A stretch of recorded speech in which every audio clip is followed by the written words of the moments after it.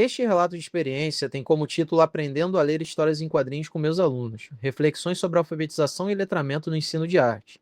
É de autoria de Douglas Brito de Pinho, mestrando do Programa de Pós-Graduação em Ensino em Educação Básica da Universidade do Estado do Rio de Janeiro, sob supervisão de Cristiane de Faria Pereira Arcuri, professora doutora do mesmo programa.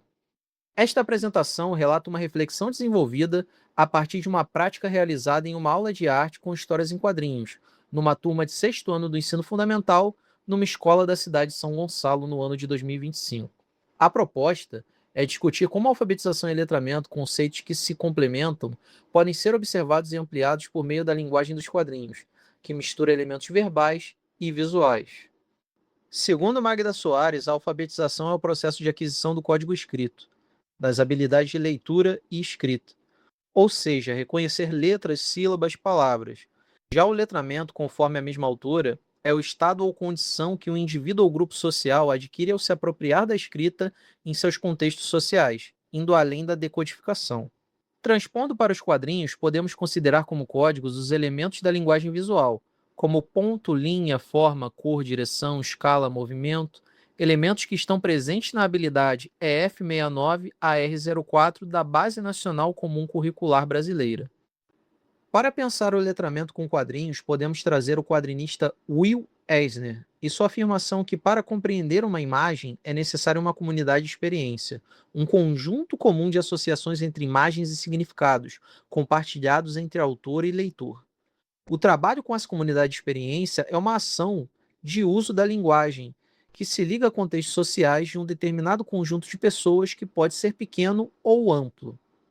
A pesquisadora Lúcia Santaella aponta para como o código escrito historicamente se mesclou a desenhos, diagramas e fotos. O ato de ler também se expandiu para outras linguagens. Por isso, as histórias em quadrinhos possuem uma potência como instrumento em sala de aula, pois podem oportunizar o desenvolvimento e amadurecimento dos alunos em suas capacidades de operar a leitura e a criação, utilizando mais de um sistema de códigos de modo concomitante. Sobre a experiência prática, a turma de sexto ano na qual ocorreu a prática de leitura apresentava características heterogêneas. Alguns alunos tinham mais familiaridade com HQs e outros menos. O percurso metodológico da aula incluiu uma conversa inicial sobre a linguagem dos quadrinhos e, em seguida, uma leitura coletiva de histórias curtas da Turma da Mônica, realizada no auditório da escola com auxílio de um televisor para projetar as páginas ampliadas. Um dos objetivos fundamentais da atividade foi a identificação da utilização de balões, linhas de movimento, quadros, onomatopeias e diferentes tipografias nas narrativas dos quadrinhos. Uma das histórias lidas chamava-se Variando o Ambiente. No primeiro quadro, a personagem Magali aparecia em um deserto. Aos alunos foram feitas perguntas. Por que o balão de fala da Magali está com linhas tremidas e não arredondadas como de costume? A resposta inicial foi um não sei.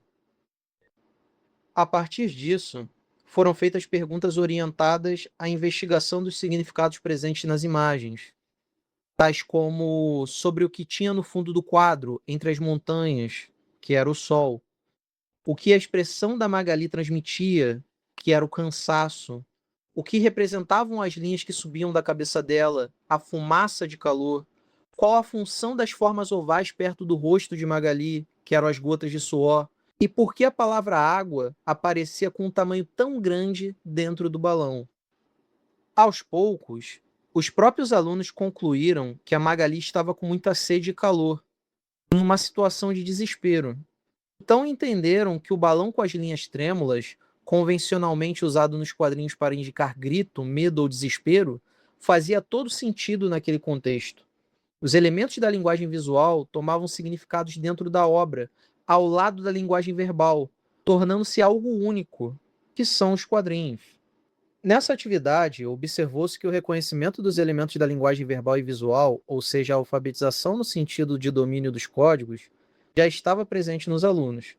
No entanto, a capacidade de compreender esses elementos em um contexto social específico, o letramento, mostrou-se ainda em processo de ampliação.